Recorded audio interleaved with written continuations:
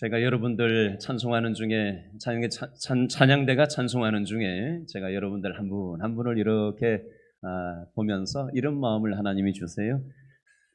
제가 눈이 흐릿해서 멀리까지 있는 분이 정확하게 눈이 정확히 보이진 않아요. 근데 이 생각을 문득 하나님이 하게 하셨어요.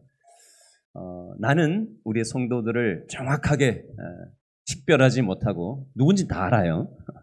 얼굴은 정확히 안 보여도 여러분 누군지는 다 알아요. 제가 그 정도는 다 보여요. 그러나 하나님은 정확하게 여러분들을 보시고 또 하나님이 회복시켜 주기를 원하신다. 그런 마음이 제 마음에 들어왔어요. 저를 한번 따라 하시죠. 하나님은 나를 정확하게 알아보시고 내 인생을 회복하기를 원하십니다. 아멘. 우리 옆 사람 눈을 똑바로 쳐다보시고 옆 사람에게 얘기해 주세요. 하나님은 당신을 정확하게 알아보시고 당신의 인생을 회복시켜 주기를 원하십니다. 오늘 너무 잘 오셨습니다. 오늘 반가운 분이 오셨어요. 우리 김진양 권사님, 우리 교회에서 최연장자신데 강서구 화곡동에 사시는데 99세 되신 우리 권사님이신데 우리 아들들하고 따님하고 오늘 다 같이 한번 오신 것 같아요. 우리 권사님 이따가 지나다니다 보면은 사람 섞여가지고 인사할 기회도 없고 못 알아볼 수 있으니까 권사님 죄송하지만 일어나셔가지고 얼굴 한번 보여주실래요? 괜찮으시면? 예, 우리 박수 한번 하겠습니다. 잘 오셨어요, 권사님. 반갑습니다. 예, 앉으십시오. 네, 앉으세요. 우리 앞뒤 좌우에 한번 돌아보시고 잘 오셨습니다. 반갑습니다. 환영합니다. 앞뒤 좌우에 돌아보시고 잘 오셨습니다. 반갑습니다.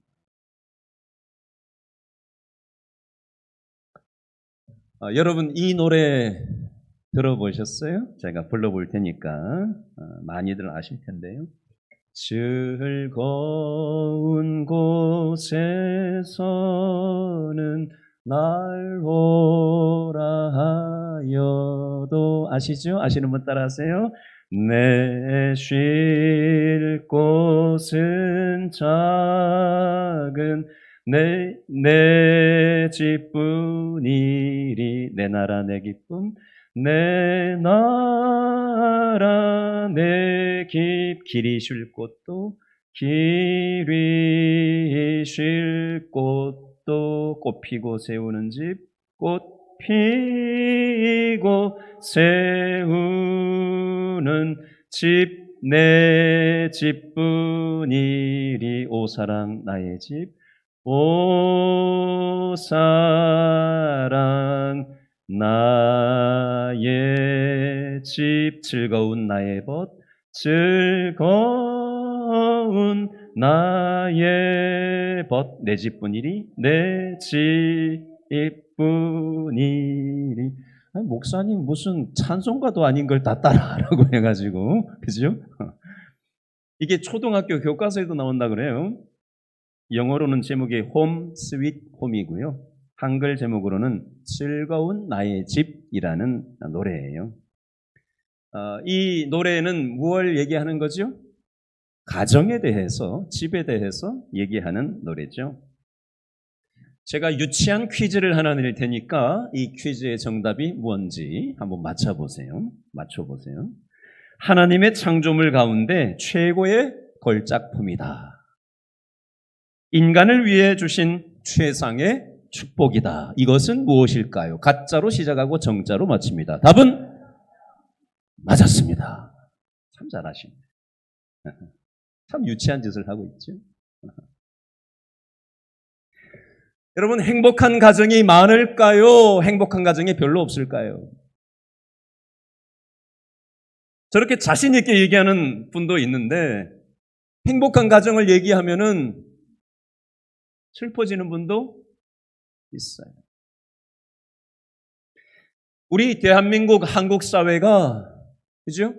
해외 선진국에 비해서 선진국은 100년, 200년의 이 산업화를 이뤄냈다면 우리나라는 세계에서 최고로 못 사는 나라였다가 몇 수십 년 만에 몇백 년 이룩한 산업화를 우리는 단 몇십 년 만에 이루다 보니까 기적적인 한강의 기적을 이루다 보니까 그죠? 가정을 돌볼 여력이 없이 그저 앞만 보고 열심히 허리띠 졸라매고 먹을 거 못 먹고 쓸 거 못 쓰고 그렇게 살아가다 보니까 우리나라가 이렇게 잘 사는 나라가 됐어요. 풍요롭게 됐습니다. 그런데 문제는 너무 성장 지향적인 정책과 가정의 방향성과 성장 위주의 경쟁적인 이런 구조가 1순위의 관심사이다 보니 어떤 면에서 성장보다 더 중요한 가치인 우리의 가정이 뒷전이 되어버렸어요. 지금 세계 선진국, 손에 꼽히는 선진국들 수십 개 중에 가장 중요한 가치를 무엇이라고 생각하십니까? 라고 물었더니 이구동성으로 1순위의 가장 중요한 가치가 다들 뭐라고 얘기할게요? 가정이라고 얘기했습니다. 가족이 가장 중요합니다. 한 나라도 예외 없이 가정이 1번이라고 얘기했는데 유일하게 예외인 나라가 하나 있어요. 그 나라가 어느 나라일까요? 우리나라. 이렇게 먹고 살만하게 됐는데도 여전히 우리나라는 가정보다 경제적인 가치가 여전히 1번이라고 하는 유일한 선진국 중에 하나가 됐어요. 가정은 여전히 뒷전이에요. 그러다 보니 가정이 행복하지 않은 것입니다. 한 사회학자가 오늘날의 한국 가정을 이렇게 표현을 했어요. 누구의 잘못도 아닌데 아무도 행복하지 않다. 아버지는 돈 버는 기계, 엄마는 교육 마마, 아이는 공부 벌레가 되어버렸다. 최근에 미국의 유튜버 한 사람이 마크 맨슨이라는 미국 사람이 우리나라에 와가지고 여행을 다니면서 우리나라 사회를 분석을 해서 이걸 공개를 했는데 제목이 이렇습니다. 세상에서 가장 우울한 나라를 여행하다. 이게 영상의 제목이에요. 이게 뭔가 해가지고 제가 봤더니 핵심 내용이 이렇습니다. 한국은 유교와 자본주의의 단점을 극대화해서 사회적인 친밀도와 가족주의는 잃어버리고 유교의 수치심, 남을 판단하는 것은 극대화해서 서로 갈등이 많은 사회다. 사회적인 압력을 견디고 있으며 사회 전체가 우울해지는 효과가 있다. 스트레스와 정신적인 건강 상태, 사회적 고립, 외로움이 심각한 것이 대한민국 사회다. 그래서 세상에서 가장 우울한 나라라고 이 사람이 객관적인 우리나라 사람이 아니라 외국 사람이 볼 때 우리나라 사회가 그렇게 보여진다라고 단점을 강조해서 제목을 잡았어요.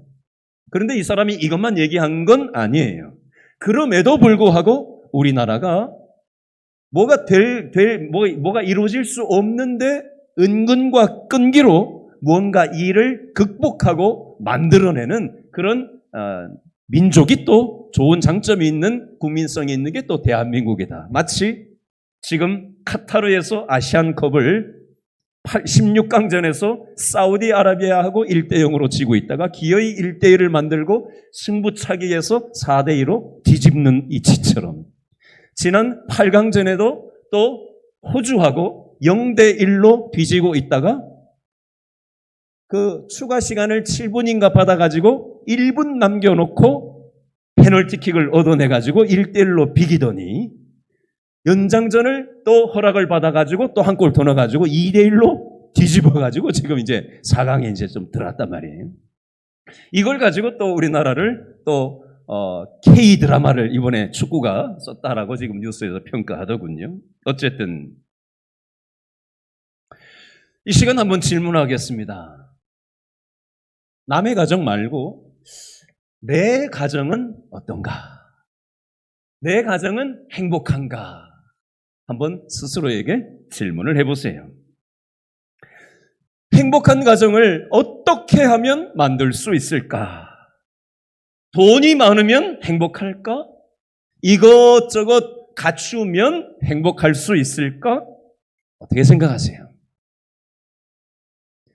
신문 뉴스에 이런 가정 이야기가 소개된 적이 있습니다. 이 가정은 아주 가난하게 월세방에서 출발을 한 가정이에요. 부부가 열심히 땀 흘려 일해서 월세방에서 전셋집으로 이사를 갔습니다. 그러다 보니 아이도 두 놈이 생겨가지고 4인 가족이 되었답니다. 이 네 식구는 가난하긴 했지만 희망찬 모습으로 행복하게 나름 살아가고 있었다고 합니다. 그러던 중 복권을 사게 됐고 이 로또 복권이 당첨이 됐는데 1등으로 당첨이 됐답니다. 금액이 132억 원이 당첨이 됐대요. 어머나 그거 나 좀 주지. 여러분 이 돈이 이 가정의 행복을 빼앗아가고 말았답니다. 돈이 많아진 남편은 어떻게 했을까요? 직장을 그대로 다녔을까요? 일을 그만두고 매일 술판이 벌어진 거죠. 방탕하게 됐고요. 도박에 손을 대게 되고요. 그러다 보니 부부싸움이 잦아지게 됐고요. 그러다 보니 밖으로 돌다가 바람까지 피우게 됐답니다. 결국은 법원까지 가게 됐고요. 법원에서 아내는 내가 복권을 샀으니까 이 돈은 내 거다 라고 주장을 하고 남편은 내가 돈 벌어가지고 갖다 준 돈 가지고 복권 샀으니까 이 돈은 내 거다 라고 옥신각신 법정 공방을 벌였다고 합니다. 제가 좀 극단적인 예를 들기는 했지만요. 우리 가정의 행복의 조건은 돈에 있는 것이 아니라 이런저런 조건에 있는 것이 아니라는 것을 말씀드리고 싶어서 그저 인용을 했습니다. 그러면 오늘 우리가 성경 말씀을 통해서 어떤 조건이 우리 가정을 행복하게 만들 수 있을 건가 그걸 살펴보도록 하겠습니다. 근거 핵심 구절이 에베소 5장 18절 말씀에 나오는데요. 에베소 5장 18절을 한 번 더 읽어볼까요? 시작. 술 취하지 말라. 이는 방탕한 것이니 오직 무엇으로? 성령으로 충만함을 받으라. 아멘. 동그라미 해보세요. 성령 충만. 동그라미 해보세요. 성령 충만. 그리고 밑줄 그으세요. 받으라. 밑줄. 자, 우리 가정이 행복할 수 있는 핵심 비결이 오늘 성경에서는 뭐라고 얘기한다고요? 따라합니다. 성령 충만. 이게 우리 가정이 행복할 수 있는 핵심 뼈대다라고 오늘 말씀합니다. 이게 결론이에요, 결론. 결론부터 얘기해놓고 제가 설명을 이제 드릴 거예요. 자, 그러면 성령 충만을 받으라고 돼 있는데 성령 하나님은 어떤 분이신지를 알아야 될 거 아니에요. 그죠? 성령 하나님은 어떤 분인가? 이 근거 구절이 고린도전서 12장 3절에 나오는데요. 제가 읽어봐 드릴게요. 성령으로 아니하고는 누구든지 예수를 주시라 할 수 없느니라. 무슨 뜻이죠? 성령 하나님이 우리의 생각과 마음속에 하나님에 대한 믿음을 주셔야 그게 믿어지게 되고 이게 내가 하나님을 믿어야지 한다고 믿어지는 게 아니라 하나님이 믿음의 생각을 집어넣어 주셔야 이게 믿어진다는 거예요. 자, 두 번째 근거 구절 고린도전서 3장 16절 제가 읽어드릴게요. 너희가 하나님의 성전인 것과 하나님의 성령이 너희 안에 거하시는 것을 알지 못하느냐? 이건 무슨 뜻일까요? 여러분, 성전은 이 벽돌 건물이 성전일 수 있지만 따라합니다. 하나님을 믿는 사람이 성전이다. 내가 성전이다. 우리는 따라합니다. 나는 걸어다니는 성전이다. 믿으세요? 헷갈리세요? 하나님을 믿고 예수님의 십자가를 믿음으로 받아들이는 사람은 내 안에 성령 하나님이 내주하세요. 함께하세요. 그러므로 우리는 어디를 가나 걸어다니는 성전인 거예요. 예배당에 주일날 와야만 성전을 경험하는 게 아니라 우리 자신이 하나님을 믿고 예수님을 믿는다면 우리가 집에 가든 직장에 가든 명절에 누구를 만나든 우리 자신이 걸어다니는 성전이라는 것입니다. 이게 바로 성령이 내주하신다, 나와 내 안에 내주하신다라는 표현이에요. 자, 그러면 오늘 에베소 5장 18절에 보니까 성령이 내 안에 계신다, 내주하신다 차원이 아니라 뭐라고 돼 있어요? 5장 18절에 성령 충만이라고 돼 있어요. 이건 다른 거예요. 하나님을 믿고 예수님을 믿는 사람 마음속에 성령께서 계신 건 그저 성령께서 내주하신다, 나와 함께 하신다 그 차원이지만 오늘 성경에 나오는 18절에 나오는 성령 충만함이라는 이 개념은 다른 개념이에요. 설명을 해볼게요. 자, 성령 충만을 뭐 하라고 밑줄 그었어요? 받으라. 이건 받으라 이 표현, 한글 표현으로 이렇게 되어 있는데요. 자, 이 표현은 뭐냐면 성령 하나님으로 충만한 상태를 계속 유지하라라는 그런 원 의미가 있습니다. 여러분, 사람에게는 뭐가 있어요? 생각이라는 게 있어요. 그죠? 여러분은 생각을 가지고 사세요? 생각 가지고 살아야죠. 저와 여러분에게는 뭐가 있어요? 감정이라는 게 있잖아요. 그렇죠? 저와 여러분에게는 의지력이라는 게 있습니다. 이게 전인격이라고 얘기하죠. 사람에게는 생각이 있고 감정이 있고 의지력이 있어요. 그죠? 이걸 전인격이라고 얘기해요. 우리의 전인격이 성령 하나님의 생각과 성령 하나님의 감정과 성령 하나님이 주시는 의지력으로 우리의 전인격이 성령 하나님께 지배를 받으면서 그 상태를 계속 유지하면서 살아가는 것을 성령 충만을 받으라는 의미예요. 더 쉽게 얘기해 볼게요. 자, 5장 18절 방금 성령으로 충만함을 받으라를 설명을 간단히 드렸는데 그 앞에 뭐라고 돼 있어요? 5장 18절. 뭐 취하지 마라? 술 취하지 마라. 여러분, 술 좋아하세요? 안 좋아해요? 관심 없어요? 아까 1부 때는 술 드셔보셨어요? 그랬더니 어떤 분이 네, 그러시더라고. 술 취해보셨어요? 그랬더니 1부 때 아까 9시 예배 때 어떤 분이 뭐라고 그러는지 아세요? 술 취해보셨어요? 그랬더니 개가 됩니다. 개가 됩니다. 술 취하면 개가 됩니다. 예배 중에 아까 누가 그렇게 대답하시더라고요.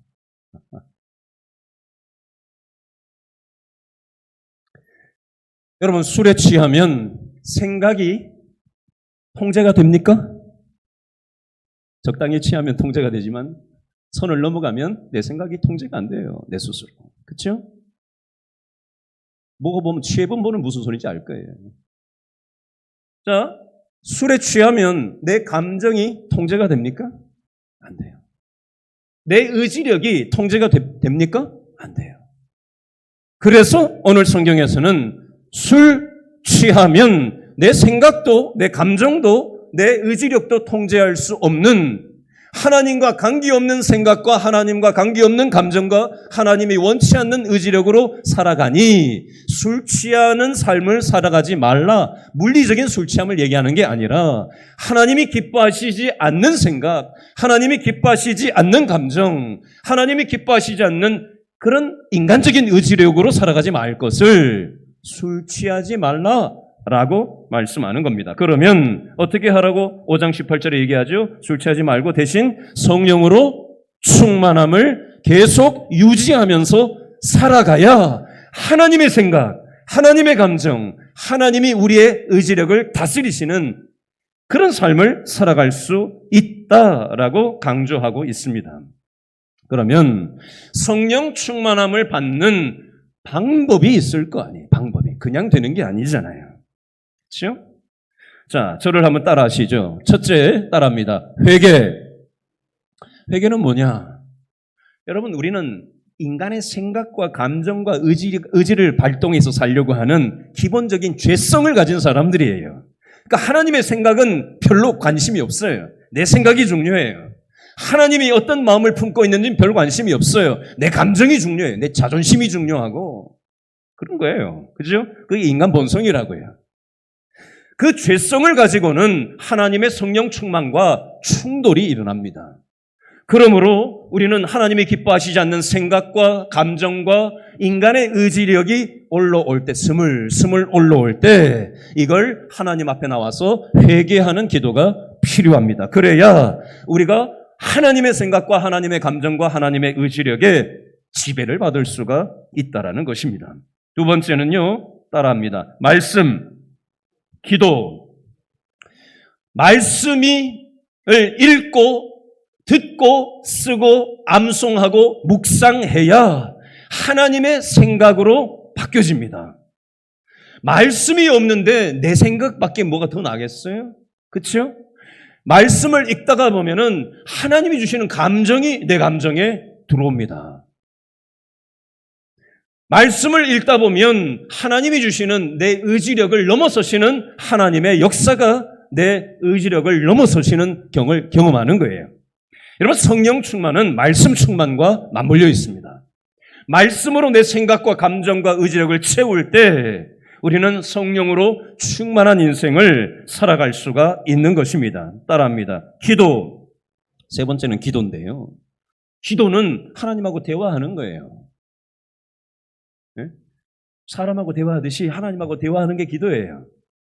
하나님의 생각이 뭡니까? 하나님 어떻게 하기를 원하십니까? 하나님 주시는 생각과 마음으로 우리가 의지를 발동해서 움직이는 그 연결고리가 기도예요. 이렇게 할 때 우리는 성령으로 충만할 수 있고 이것을 계속해서 유지할 때 성령 충만한 삶을 살아갈 수 있다라는 것입니다. 저를 한번 따라 하시죠. 성령 충만하면 우리 인생이 질서가 잡힙니다. 질문합니다. 저와 여러분의 삶이 질서가 잡혀 있습니까? 아니면 저와 여러분의 삶이 무질서한 상태입니까? 어떻습니까? 우리의 영혼이 정돈되어져 있습니까? 창세기에 보면 하나님이 천지 만물을 창조하시고 우주를 창조하셨다고 되어 있는데 우주라는 한글이 헬라어에는 코스모스라고 쓰여져 있어요. 헬라어 코스모스가 우주예요. 우주를 다른 뜻으로 번역을 하면 따라합니다. 질서. 우주가 헬라어로는 코스모스지만 우리말로 뜻풀이를 하면은 질서라는 뜻이 있어요. 우주를 누가 창조하셨다고요? 하나님. 하나님은 이 세상을 창조하실 때 질서 있게 창조하셨어요. 하나님과 인간과의 관계가 하나님이 나를 만드셨다고 인정하는 삶은 질서가 잡힙니다. 인생에 질서가 잡혀요.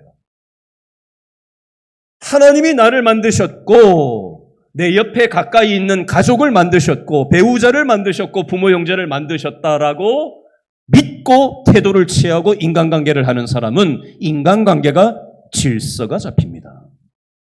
건강한 인간관계가 돼요.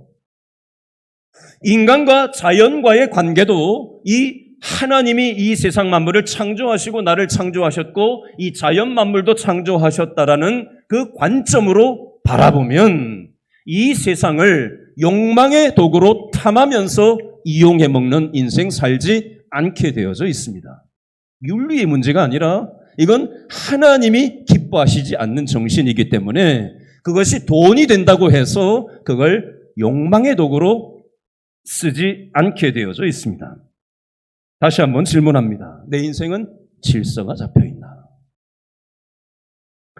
하나님은 저와 여러분을 하나님의 질서 속에서 창조하셨지만 인간의 죄성, 욕망으로 인해서 아담과 하와가 이 하나님과의 관계를 깨뜨려 버렸어요.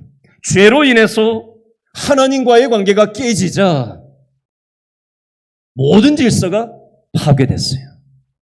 하나님하고 그렇게 좋았는데 죄 짓고 나니까 하나님이 이제 두려운 거예요. 무서운 거예요. 한 짓이 있으니까. 그리고 자기 부인 아담과 하와 부부 사이에 뼈 중에 뼈요 살 중에 살이로다 하고 그렇게 얘기를 하다가 죄 짓고 나니까 저 여자 때문에 지금 일이 이렇게 됐다고 하면서 책임 전가를 하고 싸우고 부부싸움이 일어나는 이유가 바로 하나님과의 관계가 깨지고 질서가 파괴되면서 하나님과의 관계 질서만이 아니라 인간과의 관계 질서까지도 깨져버린 거예요.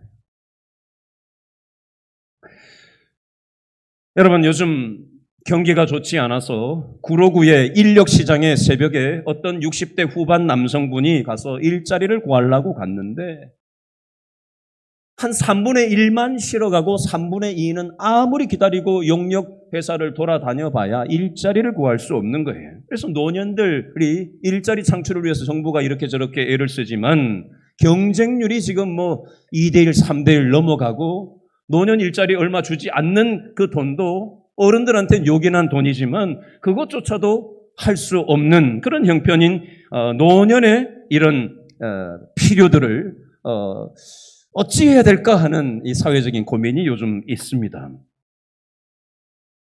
출산율도 너무 저하되다 보니 결혼도 이게 만만치 않고 결혼을 해도 출산하는 것도 만만치 않은 게 요즘 현실이죠. 최근에 강동구의 한 연립주택에서 70대 되신 남성분이 고독사 한 채 뒤늦게 발견되는 일이 있었고 지금 한 해에 우리나라에서 고독사로 죽어가는 사람들이 3,000명 이상 매년 나오고 있습니다. 이 세상 사는 게 먹고 살기가 만만치가 않죠. 여러분, 우리는 죄로 인해서 하나님과의 관계가 단절되고 질서가 단절되면서 인간과의 관계만이 아니라 인간과 물질과의 관계도 무질서하게 되어버려서 우리는 이 땅에서 고생하고 어려움에 빠진 삶을 살아가고 있습니다. 인간 스스로 해결할 수 없는 인생의 이 문제를 너무 안타까워하신 나머지 하나님이 아버지가 자기 아들 예수님을 이 땅에 보내주셔서 우리의 죄를 대신해서 십자가에 죽어주시고 그것을 믿는 사람들은 하나님과의 관계가 다시 회복되고 질서가 잡히는 인생이 되었습니다. 그래서 인간과의 관계도 회복될 수 있고 또 물질과의 관계도 회복될 수 있게 되었습니다. 그런데 그래서 성령께서 우리와 함께 내주하시는데 문제는 교회는 다니고 하나님을 믿는데 여전히 무질서해요. 여전히 부부 문제가 있고 부모 자식 문제가 있고 뭔가 이 물질과의 이 세상 관계가 질서가 잡히지 않고 하나님과의 관계도 별로 좋지 않아요. 뭐가 문제일까요? 성령 충만하지 못하기 때문에 그래요.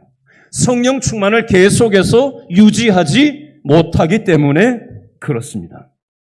그러면 성령 충만하면 반대로 어떤 모습이 나타나나 그 표현이 에베소서 5장 19절 20절 말씀에 나오는데요. 에베소 5장 19절 20절 말씀을 다 같이 읽어봅니다. 시작. 시와 찬송과 신령한 노래들로 서로 화답하며 너희의 마음으로 주께 노래하며 찬송하며 범사에 우리 주 예수 그리스도의 이름으로 항상 아버지 하나님께 감사하며 추상적인 말이 복잡하게 쓰여져 있는데요. 간단하게 쉽게 얘기하면 이런 말이에요. 하나님과의 관계가 회복되고 인생의 질서가 딱 잡힌 사람은요. 돈이 있냐 없냐 세상 일이 풀리냐 마느냐 이런 거하고 관계없이 하나님하고 관계가 질서가 딱 회복되고 잡혀버리면 세상적으로는 답이 없는데 찬송이 나도 모르게 나오게 돼 있어요. 감사가 흘러나오게 돼 있어요. 삶의 만족이 되게 돼 있습니다. 돈 많다고 만족되는 거 아니에요. 하나님 안에 바른 관계가 회복될 때, 질서가 잡힐 때, 그때 우리의 영혼은 감사가 튀어나오고 찬송이 나오게 되는 거고 기쁨이 생기는 것이고 즐거운 영혼 상태가 되어지는 것입니다. 이게 우리의 가정과 인간관계에 행복을 가져다주는 가장 기본적인 힘이에요. 여기에서 우리의 인생의 회복이 나오는 것입니다. 에베소서 5장 21절 한 번 더 읽어보고 설명을 드리겠습니다. 에베소 5장 21절 다 같이 시작. 그리스도를 경외함으로 피차 복종하라. 피차 복종하라. 인간과 인간이 피차 복종하기 위한 전제 조건이 뭐라고요? 그리스도를, 예수님을 경외, 존중, 인정, 하나님을 믿을 때라야 인간 대 인간이 만났을 때 존중할 수 있는 힘이 생깁니다. 여러분, 어느 사람이 피차 복종하고 싶은 마음이 생기겠어요? 아무리 마음에 드는 사람도 내가 왜 미쳤어? 그 사람한테 복종하게? 이렇게 나오죠. 이게 세상 논리잖아요. 근데 그리스도를 경외할 때 하나님이 저 사람을 창조하신 창조물이다라고 생각을 하고 바라볼 때 그 사람이 나한테 뭐라고 얘기하든 어떻게 반응을 하든 그 사람이 나한테 하는 거 봐가지고 맞받아 하는 게 아니라 우리의 행동의 근거는 상대방이 어떻게 하느냐에 오는 게 아니라 하나님이 저 사람을 창조하신 창조물이라고 인정하기 시작할 때 그 사람에게 복종할 수 있는데 그 사람이 나한테 어떻게 했기 때문이 아니라 그리스도를 경외하기 때문에 그 사람을 존중하며 복종하는 거예요. 별로 그렇게 하고 싶지 않죠? 저를 한번 따라 하시기 바랍니다. 성령 충만해야 가정이 회복됩니다. 자, 오늘의 주제죠. 성령 충만해야 가정이 회복된다. 이걸 설명을 좀 드려보겠습니다. 자, 부부관계를 먼저 좀 설명을 드려보겠습니다.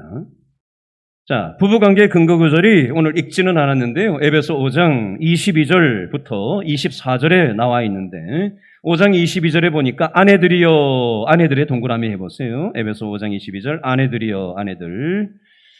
자, 25절에 보면 남편들아 되어 있죠. 25절에 남편들 동그라미, 28절 남편들 동그라미 일단 해놓으세요. 설명을 드리겠습니다. 자, 5장 22절, 23절, 24절에 보니까 아내들한테 얘기합니다. 말씀합니다. 남편한테 뭐하라? 복종하라. 미쳤어? 내가 남편한테 복종하게? 저 인간이 얼마나 허물투성인데 복종? 자, 반대로 에베소 5장 25절, 28절에 보니까 이번엔 반대로 남편들한테 말씀을 하는 겁니다. 아내 사랑하기를 어떻게 사랑하라고요? 예수 그리스도께서 교회를 사랑하시고 십자가에서 자신을 내어주심 같이 아내를 사랑할 것을 말씀합니다. 남편들 마음속에 이 말씀을 딱 보면 어떤 마음이 들죠? 미쳤어? 여러분, 우리의 본성은요 내 중심이에요. 그렇죠? 지가 뭐 나한테 뭘 어떻게 내가 뭐 미쳤다고 내가 뭘 하고 하나? 하는 거 봐가지고 하지. 자, 쉬운 예를 드릴게요. 이해하기 쉽게 예를 드릴게요.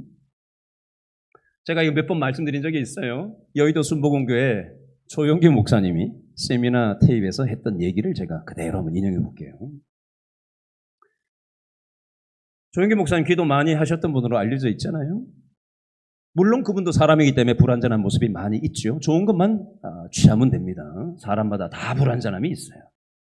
기도 많이 하시는 이분이 아침에 일어나서 1번 기도 제목이 뭔지 아세요? 자기 부인을 놓고 1번으로 기도한답니다. 왜요?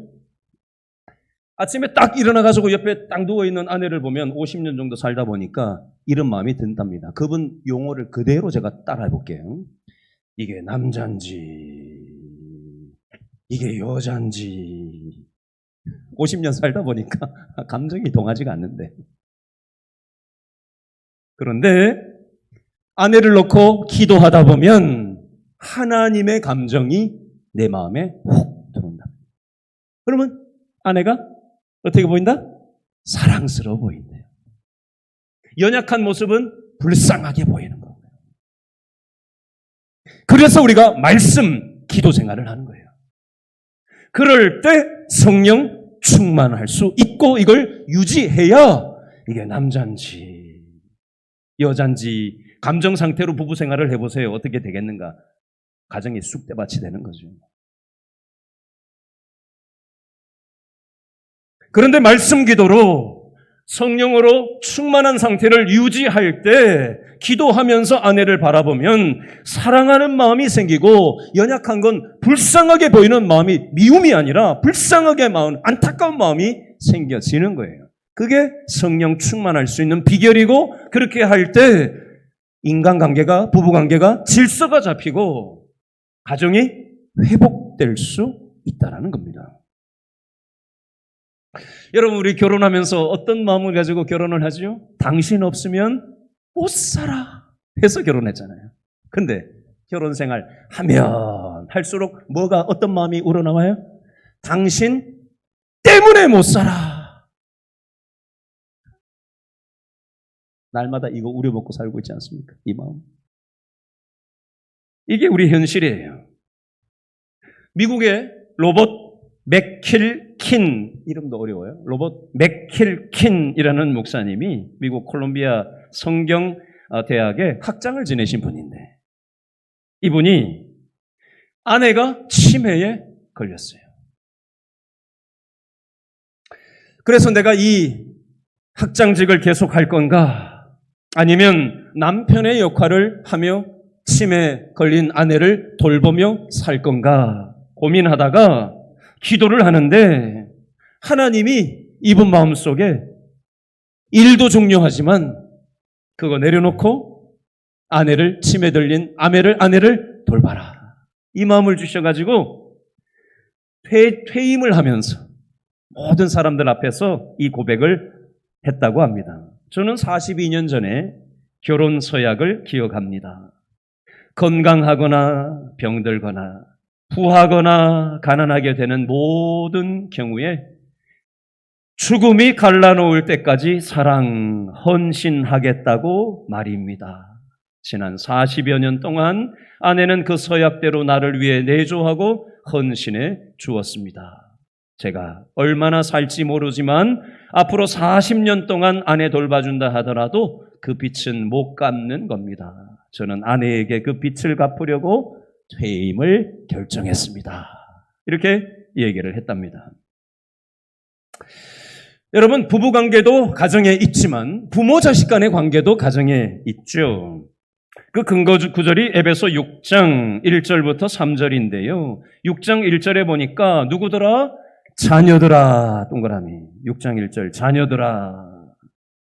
6장 4절에 보니까 누구더라? 아비들아. 이제 부모에게 하는 얘기예요. 6장 1절은 자녀들에게, 6장 4절은 부모들에게 주시는 말씀이에요.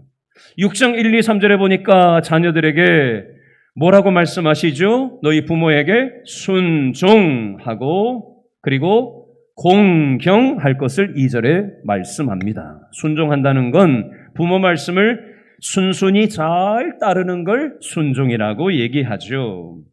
여러분, 자식들은 자기 생각이 없습니까? 자식들도 자기 생각이 다 있거든요. 그렇죠? 나이가 점점 자식들이 먹어가면서 점점 더 자아가 강해지고 자아가 선명해집니다. 어렸을 때는 부모 하라는 대로 하지만 점점 나이가 먹어가면서 자아가 형성되고 점점 독립적인 자아가 이제 구축이 되고 나면 나중에 나이가 들고 나면은 부모 알기를 아주 우습게 아는 상태가 될 때도 있습니다. 여러분, 자식들도 이기적인 본성이 있고 자기 생각이 있기 때문에 부모에게 순종, 공경하는 게 쉽지 않습니다. 반대로 에베소 6장 4절에 보니까 부모들도 부모의 욕망과 이기심이 있단 말이에요. 그렇죠? 부모도 감정이라는 게 있단 말이에요. 자녀 양육하다 보면 성질이 날 때가 있거든요. 그러면 성질을 막 자기가 감당을 못한 상태에서 막 쏟아내는 거예요, 감정적으로. 그리고 자녀를 양육함에 있어서 분명한 원칙을, 선명한 기준을 가지고 이랬다 저랬다 하지 말고 일관된 자녀 양육의 원칙을 가지고 질서 있게 원칙을 중심으로 자녀를 양육해야 되는데 이때는 이렇게 했다가 저때는 저렇게 했다가 이때는 감정대로 그냥 했다가 왔다 갔다 하니까 자녀들이 성질이 나는 거죠. 그러다 보니 부모 자식 간의 관계가 무질서해지고 건강하지 못한 부모 자식 간의 관계가 되어버리는 것입니다. 부부관계든 부모 자식 간의 관계든 인간에게는 죄성이 있고 이기심과 욕망이 있기 때문에 우리가 우리 생각과 우리 감정과 인간의 의지력으로 부부관계를, 부모 자식 간의 관계를 건강하게 행복하게 만들 힘이 없다라는 것을 우리는 날이면 날마다 부부관계하면서 부모 자식 간에 뼈저리게 뼈 때리는 고통 속에서 가정생활을 하고 있지 않습니까? 성령 하나님이 우리의 생각과 감정과 우리의 의지를 잡으셔야 남편도 달라지고 아내도 달라지고 부모도 달라지고 자식도 달라질 수가 있는 것입니다. 찬송가 438장에 보면 내 영혼이 은총 입어 라는 찬양이 있는데 3절 가사에 보면 이런 찬송 구절이 있어요. 아는 분 따라해 보세요. 높은 산이 거친 들이 초막이나 궁궐이나 내 주 예수 모신 곳이 그 어디나 하늘나라 할렐루야 찬양하세 내 모든 죄 사함 받고 주 예수와 동행하니 그 어디나 하늘나라. 이 가사에 보면 내 모든 죄가 예수님의 십자가 때문에 죄 사함을 받고 죄 문제가 해결돼야 하나님과 우리 관계가 회복되고 하나님께서 주 예수와 동행하니, 이 표현은 오늘 주제하고 연결시키면 성령으로 충만한 삶을 살아가니 그 어디나 하늘과 같은 경험이 되는 거예요. 저는 우리 길신교의 모든 성도들의 삶이, 가정이 하나님과의 관계가 먼저 정돈돼야 돼요. 회복돼야 돼요.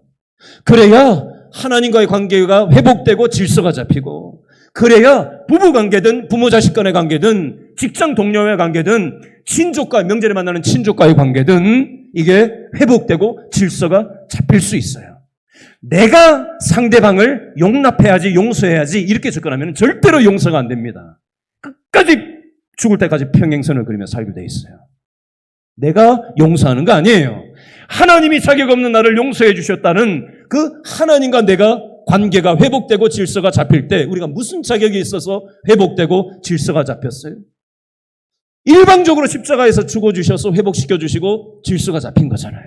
근데 우리는 왜 인간과 인간과의 관계에서 내가 용서해 주고 말고 이렇게 접근하냐고요. 그러니 안 되는 거예요. 하나님은 저와 여러분의 삶을 회복시켜주기를 원하십니다. 질서를 잡아주기를 원하세요. 오늘 말씀을 딱 붙잡고 하나님, 내가 성령 충만을 유지하여서 질서 잡힌 하나님과의 관계, 질서 잡힌 사람들과의 관계, 질서 잡힌 이 세상과의 관계를 건강하게 맺으면서 행복한 축복의 통로로 남은 삶을 살아가기를 원합니다. 이 기도가 저와 여러분에게 있게 되기를 바랍니다. 기도하겠습니다.